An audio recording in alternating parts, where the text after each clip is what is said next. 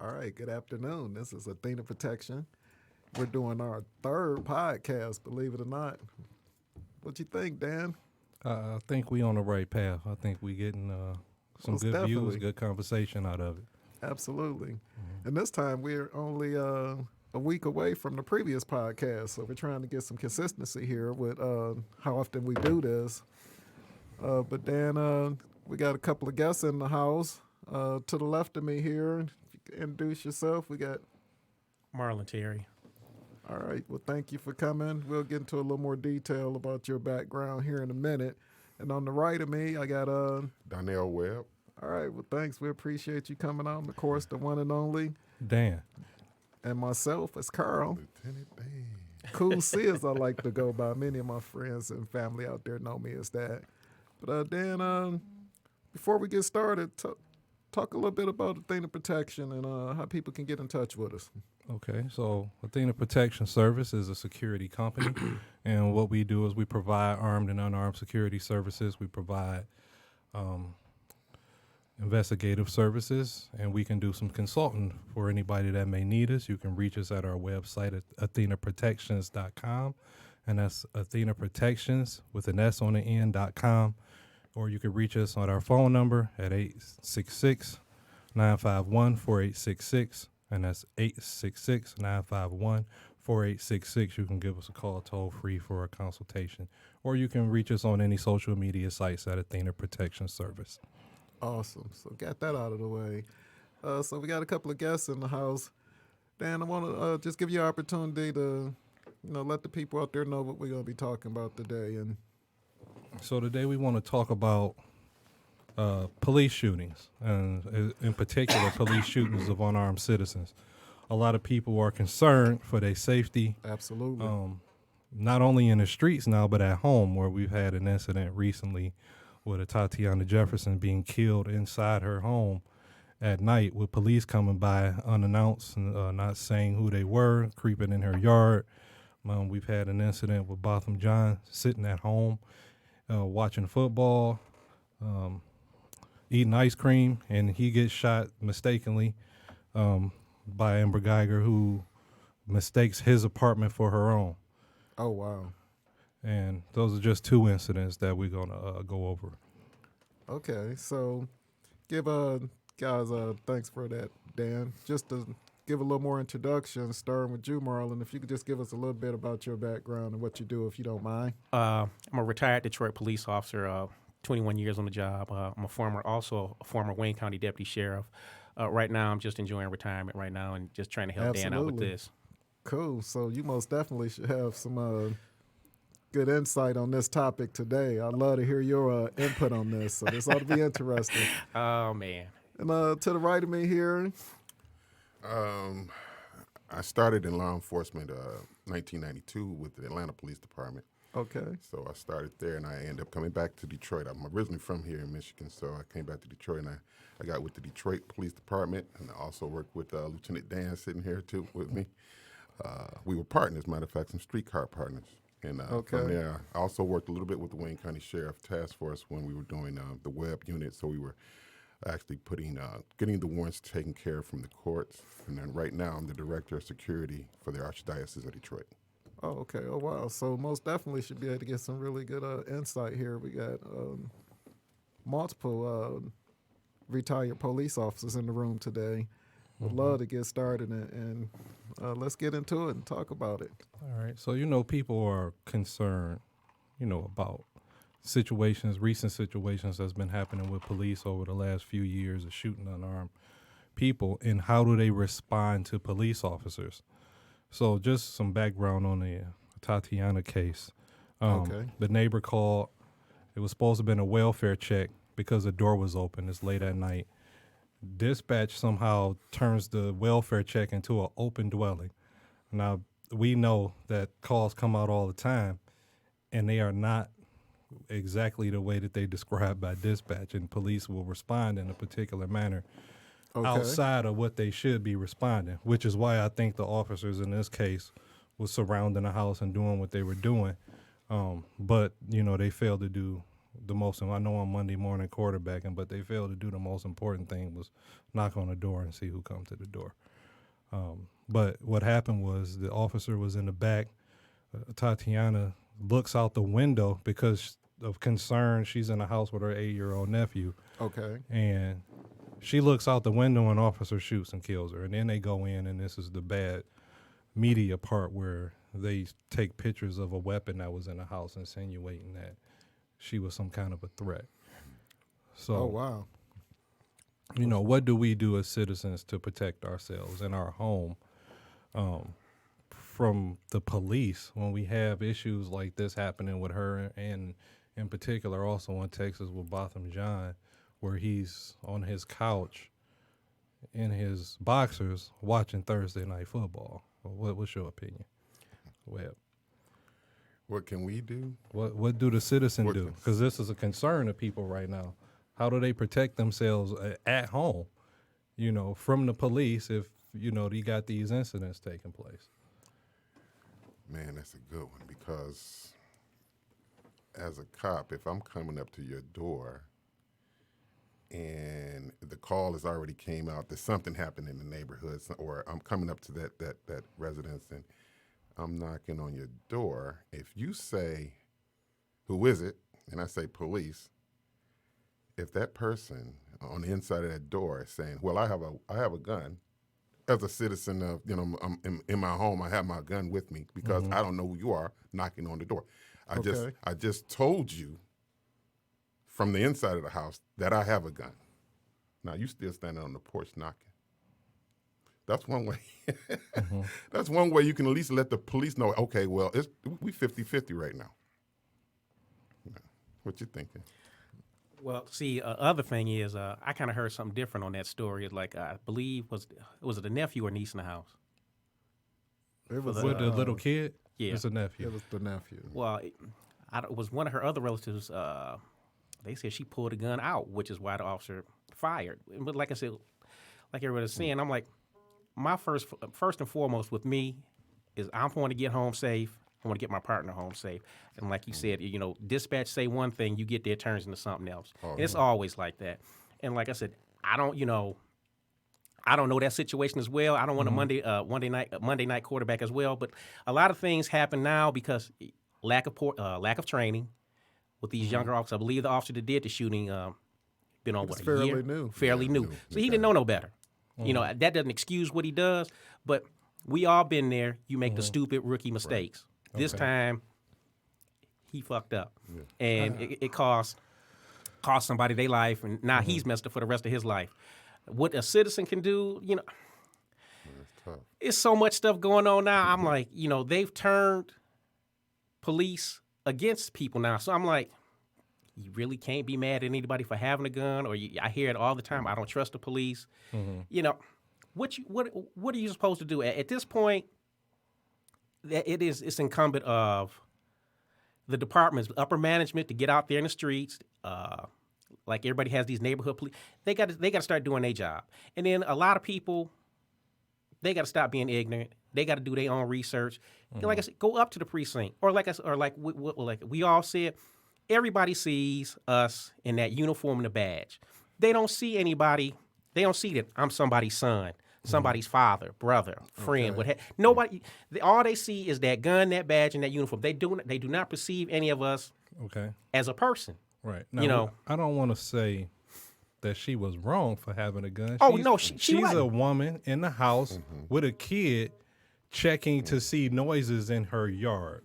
So we don't want to bash her or accuse her of doing something wrong because she was checking to see about, you know, some kind of noises or who was in her yard. She had a right to. But you know, this is what I tell a lot of people, and they're like, we're a lot older. And I ask a lot of people that want to get guns now, and I'm like, what are you doing that you need the gun?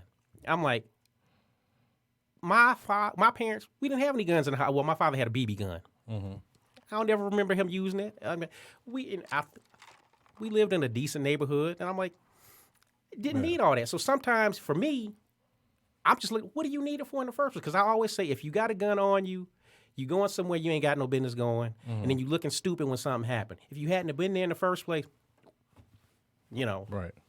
I mean, just being the devil's advocate here, and I'll tell you, this gentleman, now granted it was, late in the evening, but I don't know his work schedule, but we just had a gentleman in his early 50s get shot in the face because he had the audacity to go get some gas for his car. And I know I'm guilty of doing that, unfortunately, sometimes 2 times a week, maybe 3.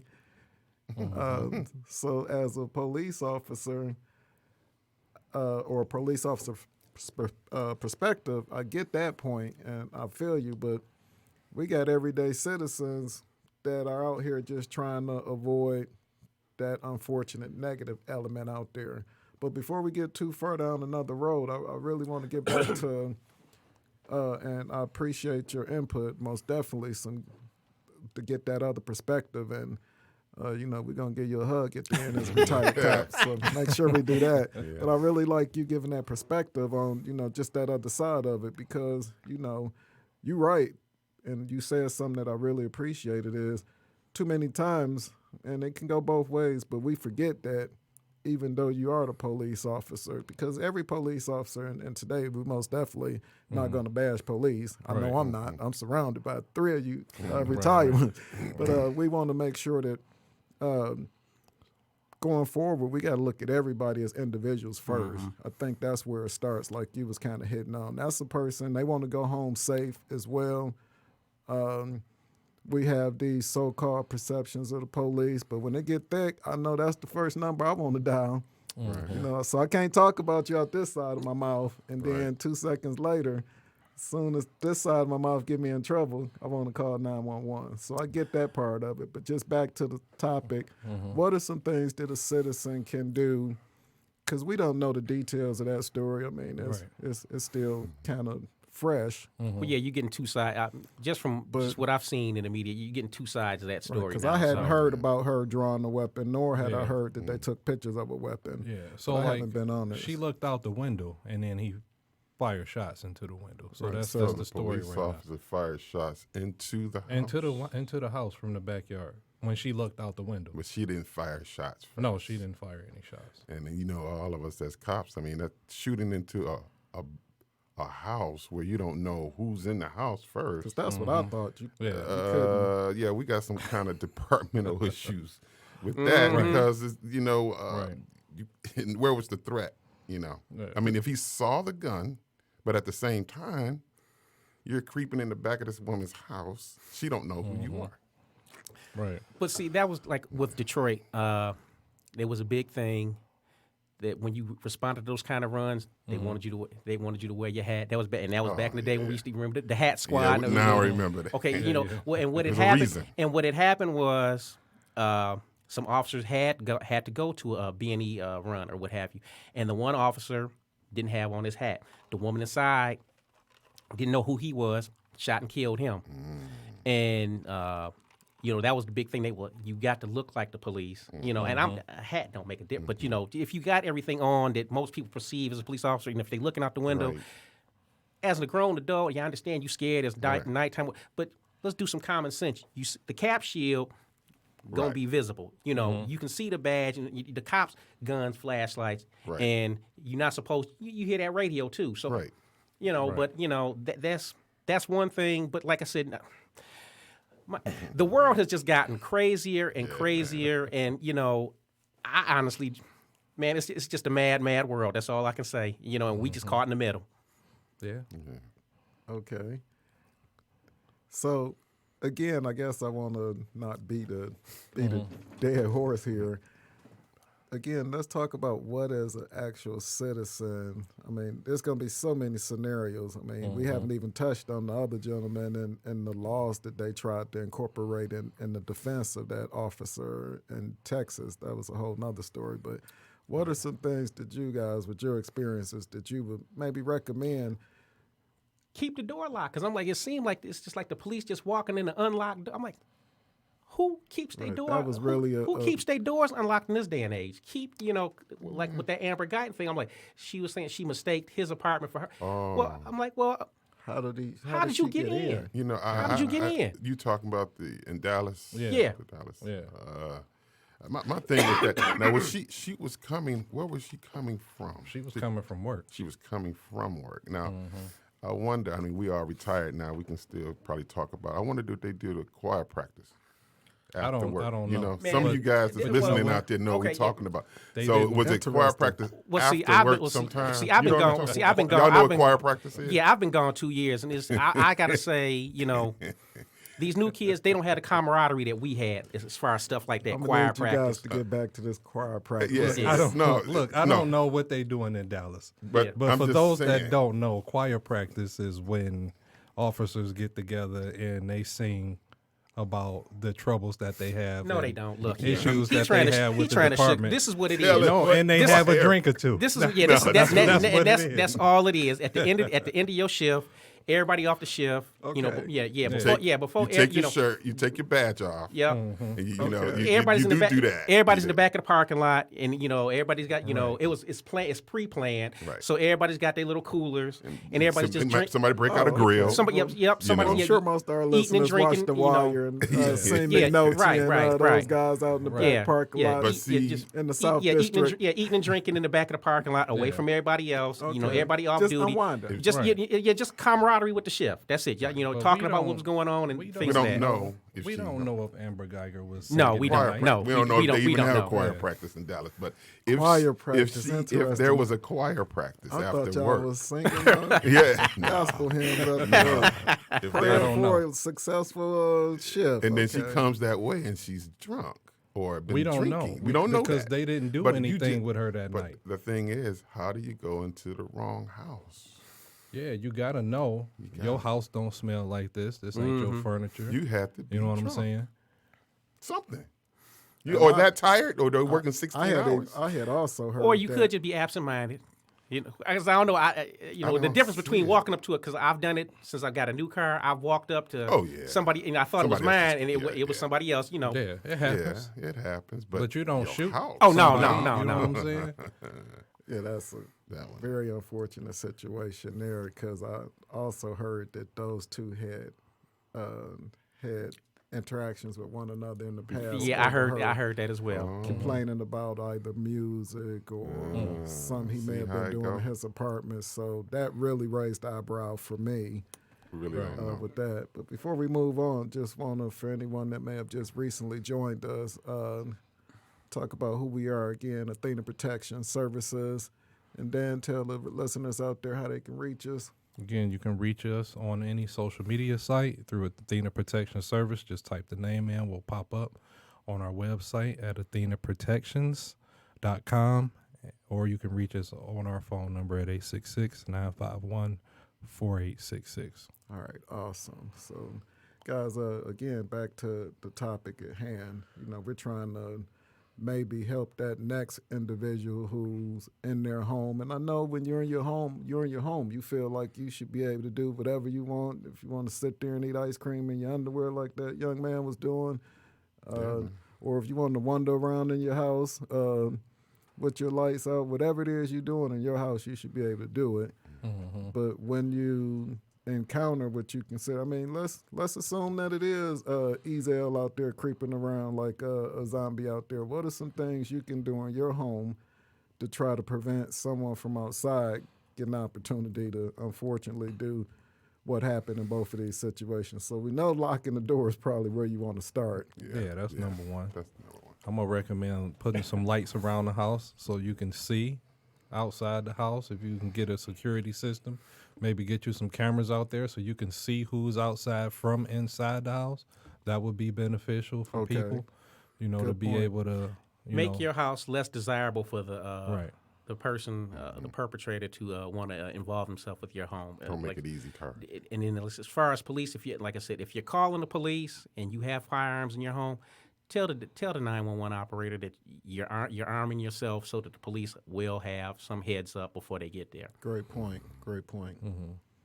I know some of my previous roles going in and something that we even offer talking about how to handle weapons in the home in one of the classes that we offer.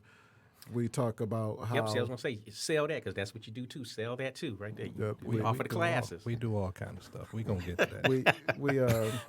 we talk about how the things you should and shouldn't do in your home when it comes to encountering a threat once they're in the home. But some great points you bring up.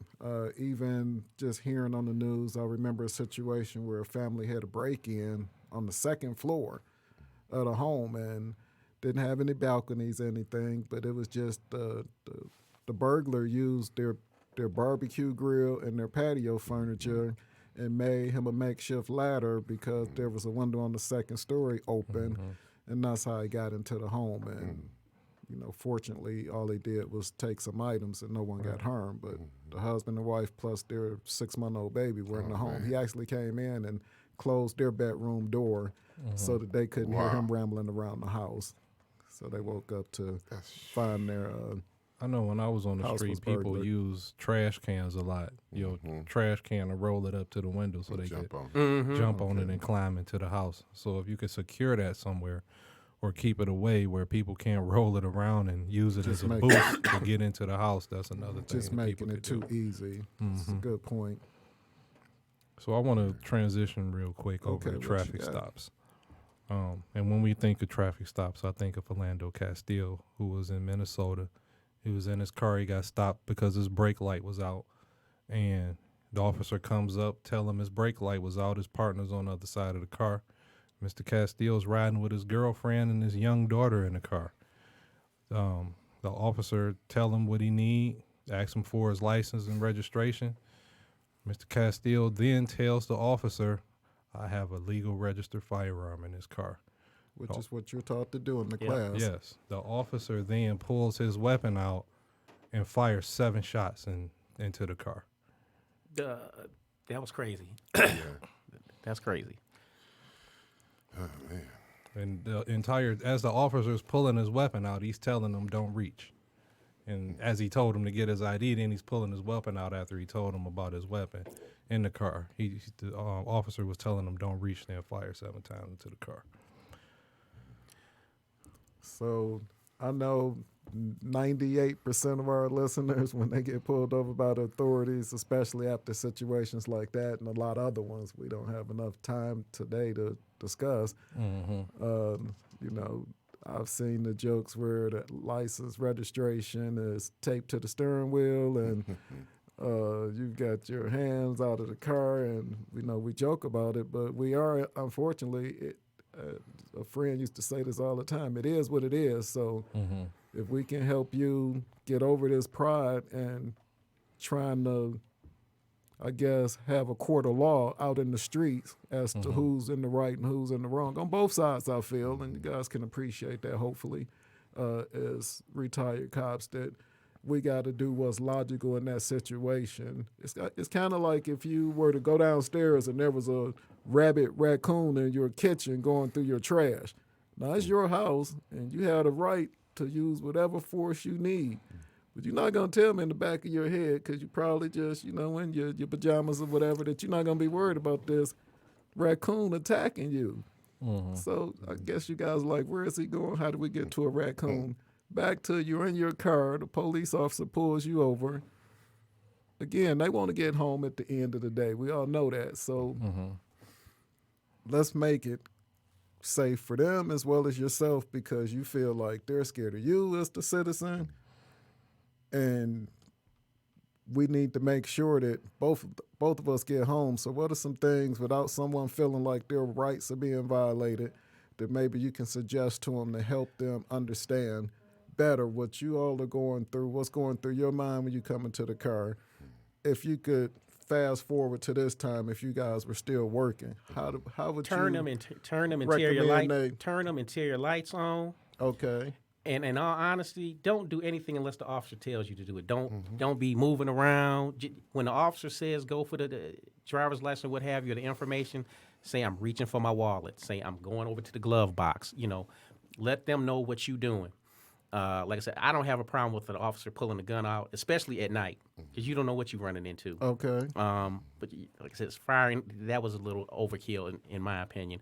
And like I said, just let them know what you're doing. Just what a lot of people don't do is follow directions or follow commands. And they feel, okay, look, you messed up. You had the broken tail light. The officer had the right to pull you over for that. So you in the wrong, more or less. Just do what the man says. And if you do that, 9 times out of 10, you either gonna get yelled at, get a ticket, or they tell you what to fix it, and then that's it. Don't be hemming and hawing. Don't be arguing or argumentative with. Just do what they say. And I know I know that's hard for a lot of people because it's hard for me, even when I get pulled over I now. would be surprised that it would be hard for you. I'm messing with you, Marlon. I said I was going to give you a hug today before we left. That hug is still good. Yeah, that's why I'm in trouble for some stuff now. So yeah, I totally get it. But like I said, But we appreciate your input. I got 2 grown sons, and I tell them when the police pull you over, just do what they say. Just keep your hands where they can see them. Keep the lights on, because I said I don't want to get this phone call that one of them done did something. Because I'm like, then I'm going to jail next. So understandably as a parent. Well, like I said, that was like towards the end of my career. That's what I always said. I said I'm a parent first and a cop second. So again, we got to really, I think, and thanks for that input there, Marlon. We got to really look at it from both sides, because you're already frustrated. You might be running late. You feel like you're being targeted, whatever the reason it is.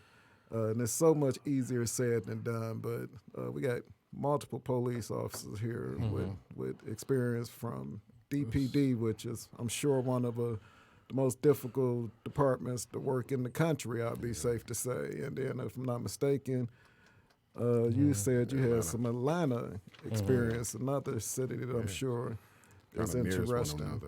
So some good input. Appreciate you guys giving your insight on it. It's always good to hear the other side. I'm not sure what make the officers shoot as fast as they do, because I think we all been in situations where we could have shot people and we didn't. You know what I mean? I've been there.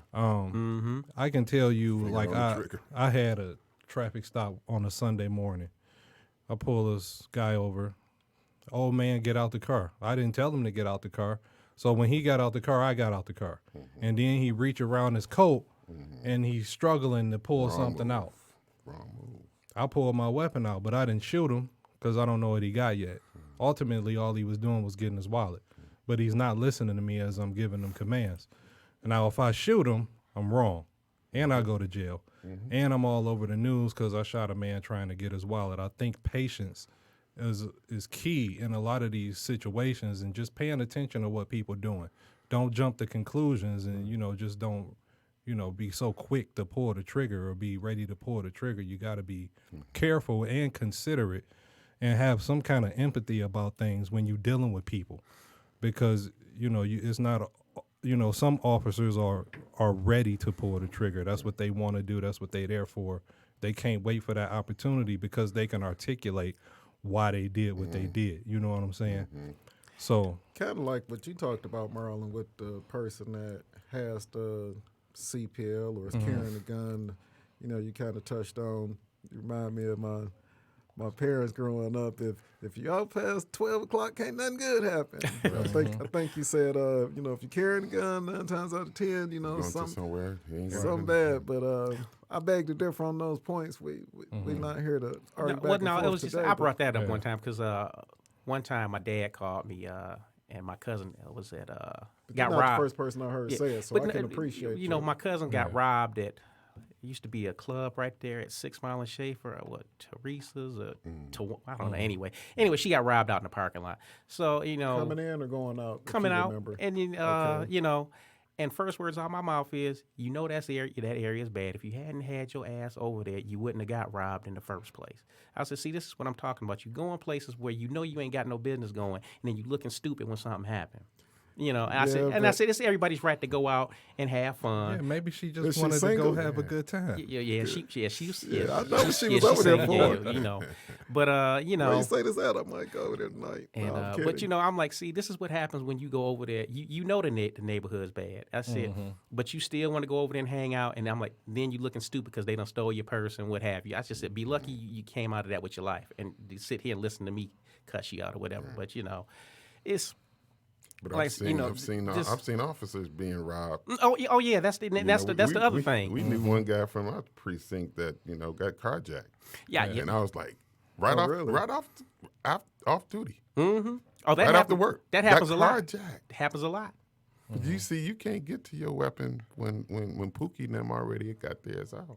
Oh, okay. So they made him lay down behind the car. They were getting ready to shoot him, and they just took off with it. That's an unfortunate You situation. never know, man. We see both sides, man. I understand. We still But citizens. see, and then, see another thing, He's still I don't know, then you got management. With all of this social media now, these things are a blessing and a curse. We talk about them almost Right. every And episode on the podcast. But they're not going anywhere. No, They're gonna get better before. Yeah, It's you know, like gas but fueled cars now versus horses. this stuff gets on social media before it actually gets with the media, and then you got upper management scrambling. What we got to say? What are we supposed to do? We don't want any riots. We don't want this. We don't want that. So so they do a lot of knee jerk reactions. Then patrol, which is where most of these officers get caught with working patrol, not the people working the bureaus or anything. So they left it. What am I supposed to do out here? Because I'm like, they feel like they're getting hit upside the head by management, and they're getting hit upside by the citizens. So I'm like, what are you supposed to do? Yeah. See, when One it comes thing down is to engage the citizen. Right. Talk to them, reassure them, and let them know how you feel about what's happening too. Right. Just because you're the police don't mean that you just automatically side with officers that's killing unarmed people. You should let the people know how you feel.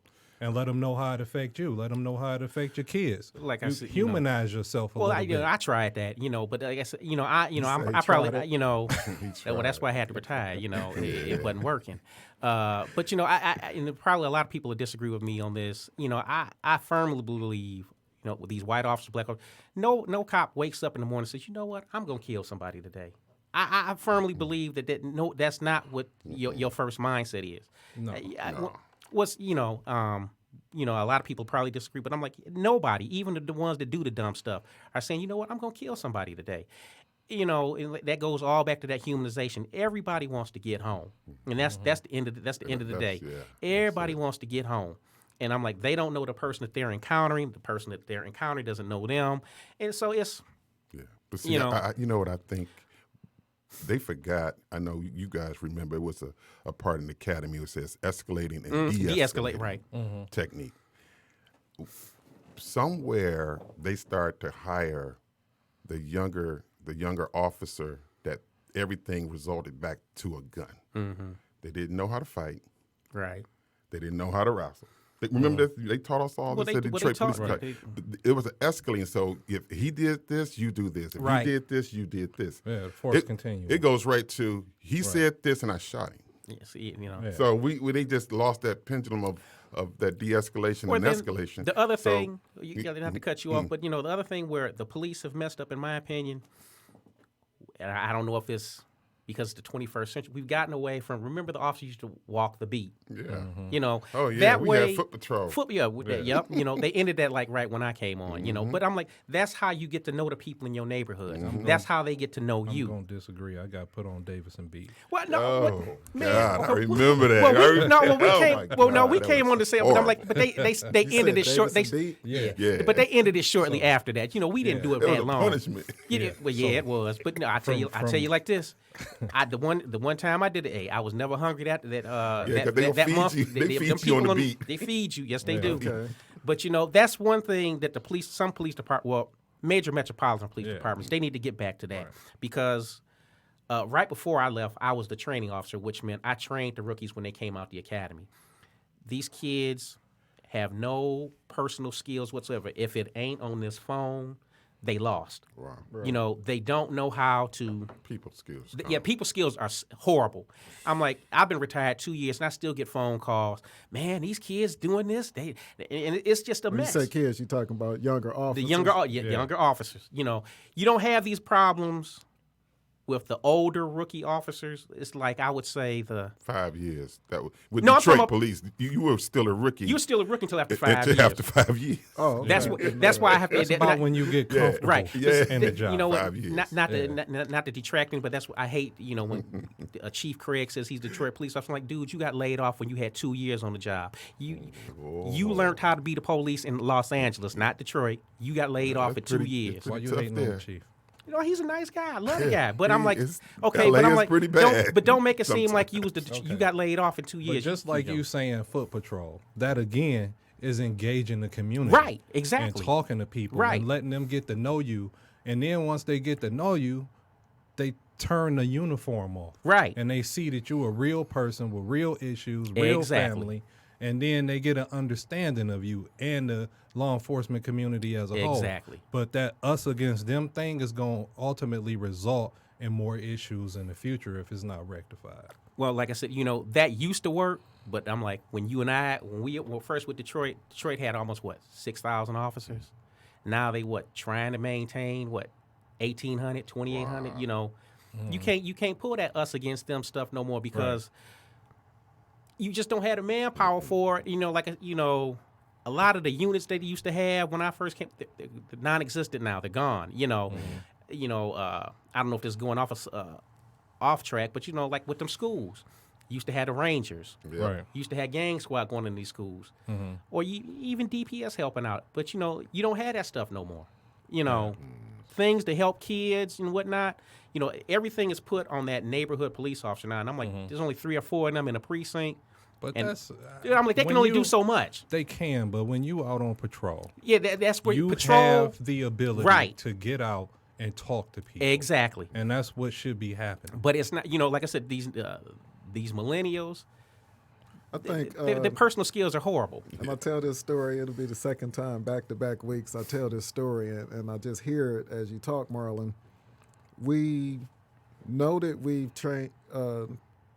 evolved into an era of social media and the cell phone device. It's kind of like the car. We only going up from here. So, you know, and we're not going to change it in our little brief hour today on this show, but I just had another epiphany. I have one of these every week. I think I'm going to have that be a segment on the show. But looking at how do we get the attention based off of what catches the attention. So ride down the street with me for a second here, fellas. If we know that our younger generation is so attached to the social media and the devices, how do we utilize that to get out exactly what you're saying without just saying it right now? Because you sound like the grumpy old man. Get off of my lawn. You're not the know. first person to say that. Yeah. I'm not surprised. But listen, I love you to death. I didn't forget about that hug if you still want it. But just utilizing the social media, you know, like I've seen the police officers, and it can't be something pushed. It just needs to be about as natural as it is for them to be on these devices. I've seen officers, you know, that are out in the community and having these conversations, and somehow upper management getting the ideal of how do we make ourselves a little more accessible to the public. Obviously, they have a duty, you know, within their job to maintain a certain level of security. But how do we get the officers on the social media and seeing them in a different light? And I'm not talking about an officer on the midnight shift live streaming on his Facebook that he just made a woman get out of her car and walk at Well, we 2 saw what o'clock in the morning. We saw what happened with that. We're not talking about that, but maybe, you know, the things that are positive, that are going on, you know, and trying to get that message over to the I upper think the brass. department's been doing a good job with the little dance challenges they do, and you know, on their social media, is kind of giving people a different view of them in a light where they having fun and not being so serious all the time. I saw that Because on it is a serious job. I saw Right. that on Got a lot Halloween. I going saw that on Halloween Right. this year. I know I went past at least 3 precincts because they were giving it the trunk or treat or whatever. But I went past the 10th precinct, the 11th precinct, the 2nd precinct, and the lines was wrapped around them buildings. That's a good thing. Because people's coming to get the candy. The officers was working out. They had volunteers from the community. So as long as they keep projects like that going, I'm assuming that should help. But then, like I said, the minute something happens on the news, No, but that's when the police step up and say that was wrong, when it was wrong. And also it take, it's two-sided. The people have to also embrace the police department or the officers that's serving them in their community and being open to having that relationship and having that engagement.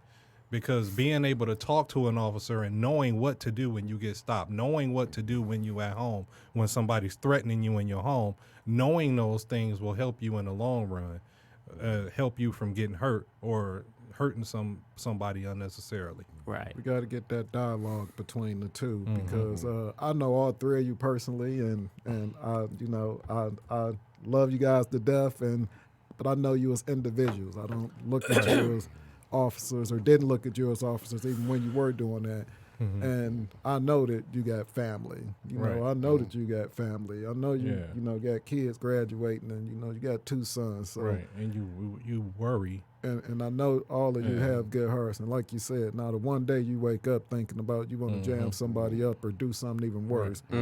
So most definitely not here today to talk about bashing the police officer, because it's a very stressful job. But it sounds like to me it's just like any and every other job. Shit rolls downhill. Yep. Upper management typically is out of touch. So that's kind of where I was trying to go with it. Is how do we get that upper management? And we won't be able to solve it, but how do we get that upper management to understand? I honestly, I don't think there's any, because like I said, they used to work in Monday through Friday during the days. They got their nice office.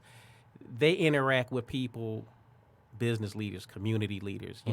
They not dealing with. I don't like to say Pookie and Ray Ray, but they not dealing with the really bad element.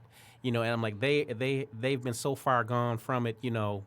When that person is dealing with on a day-to-day basis, trying to explain it to them, they're looking at them like, what? Unfortunately, they're going to have to, because we're evolving as a society. We're so much further along than we were, but I think that's where it needs to start. Is we got to get people to understand that, number one, that you want to go home, and I'm sure they know that. We're not and saying be empathetic anything to the position Great that point. people are living in. And the circumstances that they living with, that's a different topic. But people are living in conditions that are almost inhumane in some cases, and then the lack of economic resources that they have, or the Great lack point. of, just good food available. Right. You know what I'm saying? Well, the only thing out there is Coney Island or the gas station, or some beat up grocery store that got old groceries in it, like Borgans when they was on Good Times. You know what I'm saying? Like, that's what's available to people still today, and Exactly right. living in these conditions. And then when you get to them, you wonder why they mad.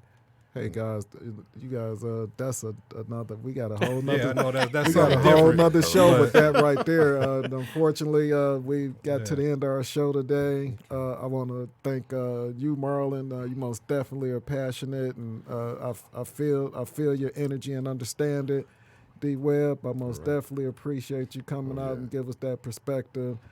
And Dan, my partner here in crime, really appreciate your input and what you bring to the table. One quick last time, tell the listeners how they can get in touch with us before we leave. So you can get in touch with us on social media at Athena Protection Service. You can get in touch with us at our website at athenaprotections.com, or you can reach us at 866-951-4866, and that's 866-951-4866. And again, I just want to say that this discussion was good, but I want people I want them to take from it is being cautious in your home, being cautious when you're out dealing with police officers, and understanding what they go through, but also police officers got to understand what people are going through. It's a mutual respect that got to happen, and just during these encounters. be aware of your surroundings. Absolutely. Don't get caught up. Well, thank you guys again for coming out.